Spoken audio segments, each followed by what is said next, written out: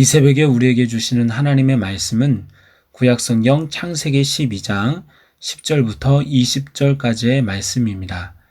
제가 가지고 있는 성경책으로 구약성경 14쪽에 있습니다. 하나님의 말씀을 받들어 읽겠습니다. 그 땅에 기근이 들었으므로 아브라함이 애굽에 거류하려고 그리로 내려갔으니 이는 그 땅에 기근이 심하였습니다. 그가 애굽에 가까이 이르렀을 때에 그의 아내 사레에게 말하되 내가 알기에 그대는 아리따운 여인이라. 애굽 사람이 그대를 볼 때에 이르기를 이는 그의 아내라 하여 나는 죽이고 그대는 살리리니 원하건대 그대는 나의 누이라 하라. 그러면 내가 그대로 말미암아 안전하고 내 목숨이 그대로 말미암아 보존되리라 하니라. 아브람이 애굽에 이르렀을 때에 애굽 사람들이 그 여인이 심히 아리따움을 보았고 바로의 고관들도 그를 보고 바로 앞에서 칭찬하므로 그 여인을 바로의 궁으로 이끌어 들인지라. 이에 바로가 그로 말미암아 아브람을 후대함으로 아브람이 양과 소와 노비와 암수 나귀와 낙타를 얻었더라. 여호와께서 아브람의 아내 사레의 일로 바로와 그 집에 큰 재앙을 내리신지라. 바로가 아브람을 불러서 이르되 내가 어찌하여 나에게 이렇게 행하였느냐? 내가 어찌하여 그를 내 아내라고 내게 말하지 아니하였느냐?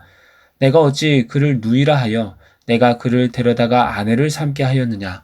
내 아내가 여기 있으니 이제 데려가라 하고 바로가 사람들에게 그의 일을 명하매 그들이 그와 함께 그의 아내와 그의 모든 소유를 보내었더라. 아멘. 이 시간에는 하나님을 신뢰하지 못할 때라는 제목으로 말씀을 나누도록 하겠습니다.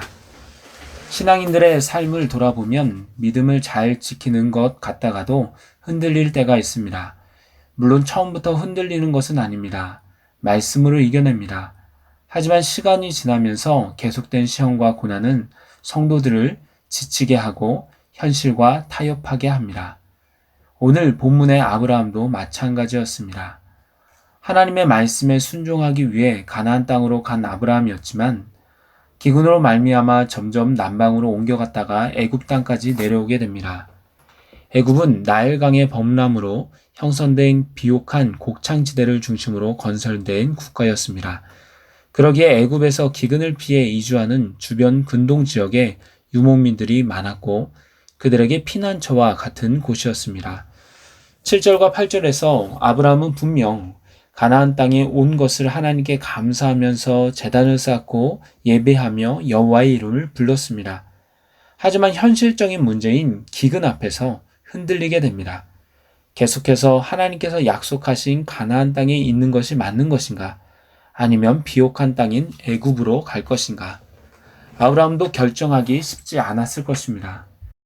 저는 아브라함이 쉽게 이사했을 것이라고 보지 않습니다. 어떻게 온 가나안 땅인데 그렇게 쉽게 애굽으로 갔을 거라고 보지 않습니다. 많은 고민을 했을 것입니다. 몇 달 동안 씨름했을 것입니다. 그러나 결국 현실적인 문제로 말미암아 애굽으로 향하게 됩니다. 애굽에 가까이 갔을 때에 아브라함은 아내 사레에게 이렇게 말합니다. 당신은 누가 봐도 아름다운 여인이니 애굽 사람들이 당신을 보면 아내로 삼고 싶어 해서 나는 죽이고 당신은 데려갈 것이니 차라리 당신은 나의 누이라고 해라. 그러면 내 목숨이 안전할 것이다. 당시 사레의 나이가 65세였습니다. 지금으로 치면 할머니 나이인데 예쁘면 얼마나 예쁘냐고 할 수 있겠지만 사레가 90세에 임신을 했고 127세에 죽은 것을 본다면 당시의 65세는 인생의 절반 정도를 산 지금의 40대 초반 정도가 아닐까 조심스럽게 추측해 봅니다. 그렇다면 이해가 됩니다. 우리가 살고 있는 현재에도 40대 초반인데도 잘 가꾸어서 화장품 광고, 모델 등을 하는 연예인도 많이 있고 아직도 전성기를 유지하는 분들도 많이 있기 때문입니다. 아브라함이 보기에도 사람들이 보기에도 사레는 누구나가 인정하는 뛰어난 미모의 인물이었습니다. 유대교 전승 안에서도 성경 속의 여인들 가운데 사라가 가장 아름답다는 칭찬을 듣는다고 합니다. 그러기에 아브라함은 걱정하며 그녀에게 누이라고 하라는 것입니다. 가나안 땅을 떠나는 문제 속에서 애굽으로 향하며 아내의 미모 때문에 자신의 안위를 걱정하는 문제 속에서 아브라함은 너무나 힘겨워 보입니다. 두려움 속에 걱정이 많아 보입니다. 마치 그에게는 아무런 보호자가 없어 보입니다. 그런데요, 이런 일들 가운데 믿는 성도들도 똑같이 행동할 때가 있습니다. 주님의 택하심으로 그리스도인이 되었습니다. 예수님을 믿으며 그 뜻대로 살기로 결심합니다. 교회에 들어와 예배도 드리고 기도도 하고 나름대로 봉사도 합니다. 나름대로 신앙적인 체험을 하기도 합니다. 그런데 그러던 중에 삶의 위기가 닥칩니다. 가정의 경제가 어려워집니다. 자녀가 뜻대로 되지 않습니다. 건강상의 문제가 있습니다. 그러면 그 큰 위기 가운데 하나님을 잃어버리는 경우가 있습니다. 더 주님을 찾고 더 주님께 매달리고 기도하며 그 뜻을 구해야 할 때 세상적인 인맥과 지혜와 수단과 방법을 다 동원해서 이 문제를 해결하려고 합니다. 정작 우리를 도와주실 분은 하나님이신데 가장 능력이 있으신 분은 하나님이신데 바로 앞에 있는 하나님을 보지 못하고 다른 데서 그 방법을 찾아내려고 하는 것입니다. 아브라함은 애굽에 가서 제단을 쌓지도 않았습니다. 여호와의 이름도 부르지 않았습니다. 꼭 하나님이 가나안 지방의 지역신인 것처럼 가나안을 떠나면서 하나님도 잊어버린 것 같습니다. 가나안에서 하나님 안녕히 계세요. 나중에 기근이 떠나면 부자가 되면 돌아올게요 하고 가버린 것과 같습니다. 하나님을 잊어버린 신앙의 위기가 온 것입니다. 두려움이 엄습해오고 신앙의 위기가 찾아왔을 때 걱정했던 일이 벌어집니다. 애굽 사람들이 사레의 아름다움을 보고 바로 앞에서 칭찬하자 바로가 사레를 궁으로 불러들인 것입니다.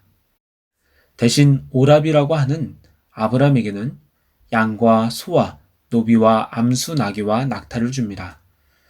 재물은 받았지만 아내를 빼앗긴 아브람의 당시 심정은 어땠을까요? 아마 자신에게 실망했을 것입니다. 애굽으로 내려온 자신을 탓했을 것입니다.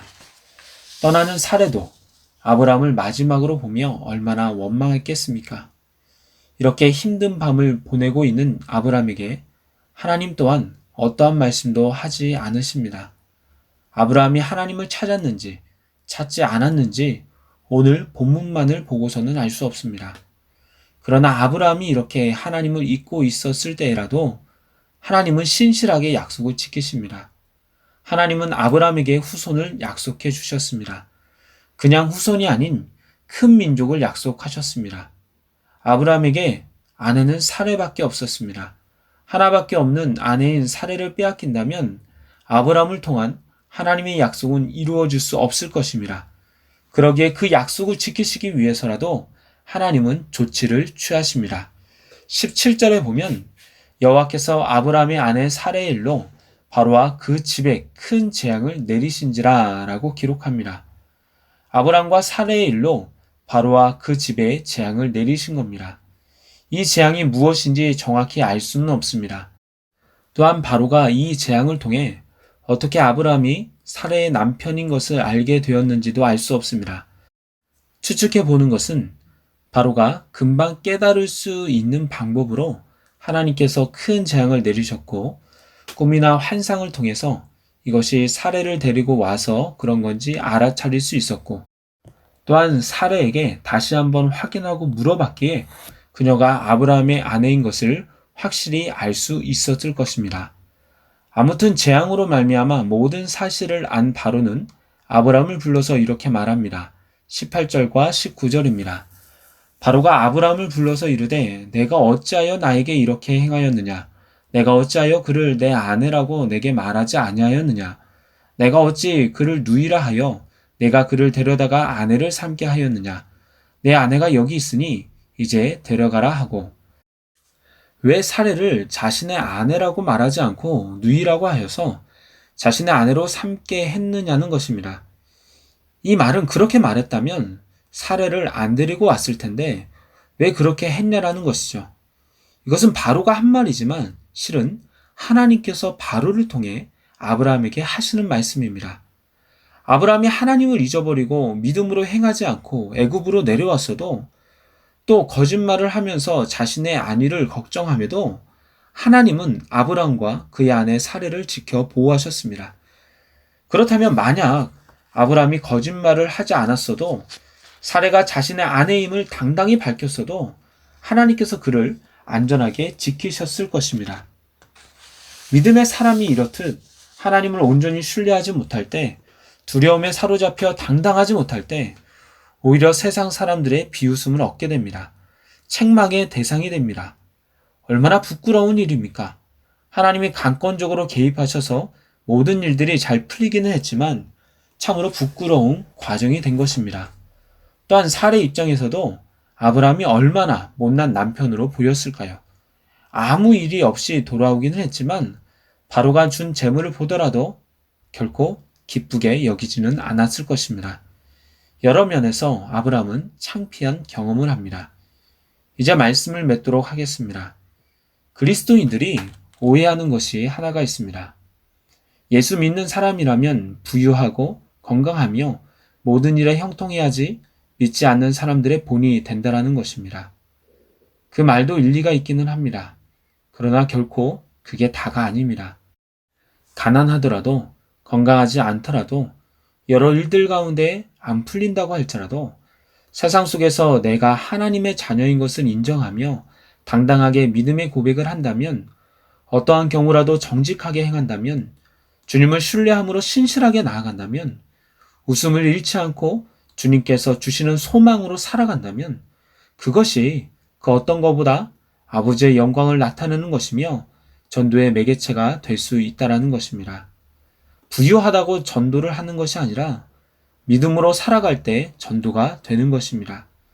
그러기에 아무쪼록 오늘의 아브라함처럼 하나님의 약속이 있음에도 불구하고 두려움에 떨며 거짓된 삶을 살아가는 것이 아니라 믿음으로 신실하게 살아가는, 그래서 하나님의 영광을 나타내는 저와 여러분이 되기를 소망합니다. 기도하겠습니다.